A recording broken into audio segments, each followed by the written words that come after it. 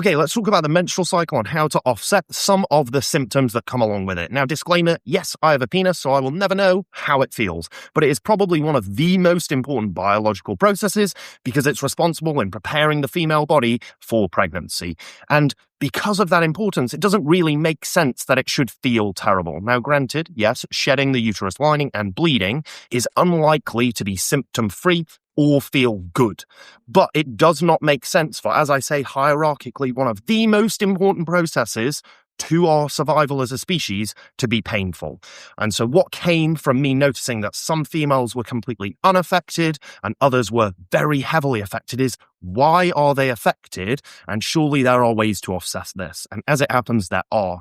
Today, I'm just going to start by breaking down and trying not to mansplain the menstrual cycle. So as I said, it's a pretty important thing, and it is basically governed by 4 primary hormones. 2 that are produced in the ovaries, estrogen and progesterone, and 2 that are produced in the pituitary gland, LH and FSH.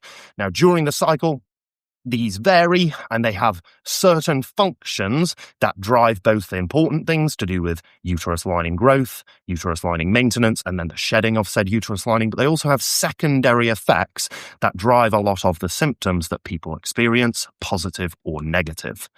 Now, I broke down the menstrual cycle into 4 main phases in my head so that we can better understand what should be done at which stages of the menstrual cycle to feel better. The first is what I coined in my head as basically this hormone-devoid bleeding phase. It is a little bit vulgar, but you'll come to see why I've described it that way. The second phase, the follicular phase, this is dominated by estrogen. It's when most people feel their best, and then that leads up into ovulation, which is actually an inflammatory-driven event, which I did not know. The final phase is the luteal phase, which is characterized by progesterone dominance. It rises and then it falls, and the latter half of that is governed by this massive rise in prostaglandins. All of those will come full circle, and we'll explain what each of these hormones drive physiologically and how to offset any of the symptoms that you do not want to experience. Welcome to part 2 of using nutrition to offset the symptoms of the menstrual cycle. I still have a penis and I still don't understand. Last time I introduced the menstrual cycle, the 4 phases and the 4 hormones involved, LH, FSH, estrogen, progesterone. We will come to each of those phases, the symptoms associated and how to manage them later, but we need to start even higher than that with the things that overarch everything. The regulation and coordination of the entire cycle is managed by hormones, and hormones need to be synthesized. Sex hormones, estrogen and progesterone, require cholesterol, zinc, iron, and some other things in order to be synthesized.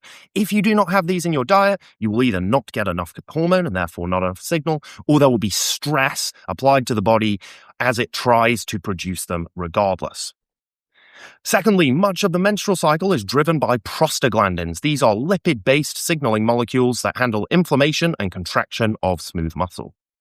The contractions is what drives labor, it's what drives menstruation and the shedding of the uterus lining, and it's what drives ovulation. But the other effects of that is it can affect local areas, causing cramping and inflammation, pain, etc. Basically, if you don't have a healthy, balanced diet with the substrates provided to these hormones and or antioxidants from things like fruit and vegetable, you will experience worse symptoms. This is the first tier where you need to have a healthy diet that is nice and balanced and diverse. The second part of this is to do with the thyroid. Now, the thyroid can be considered as adjusting the volume on the entire system. And in order to do this, we need to think of a flowchart. Your brain, the hypothalamus, requests some certain outcome. That is translated by the pituitary gland, and it is executed by the ovaries. Hypothalamus requests certain effect. Pituitary converts it to LH and FSH. The ovaries then perform ovulation or produce estrogen and progesterone. Now, the thyroid manages how much or how little LH or FSH is produced at the pituitary gland, and it affects the receptivity of the ovaries.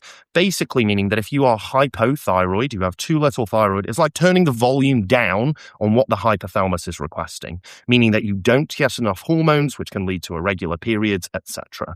Hyperthyroid can lead to just as many issues. Imagine cranking the volume up, you might get way more circulating hormone and therefore get more deleterious effects from it. The easiest way to know if this is true, it would be to get your doctor to check your thyroid panel and or assess your symptoms against the symptoms of hyper or hypothyroidism. But the thyroid also needs to be supported with things like selenium, iodine, etc., which should all be found, once again, in a healthy diet.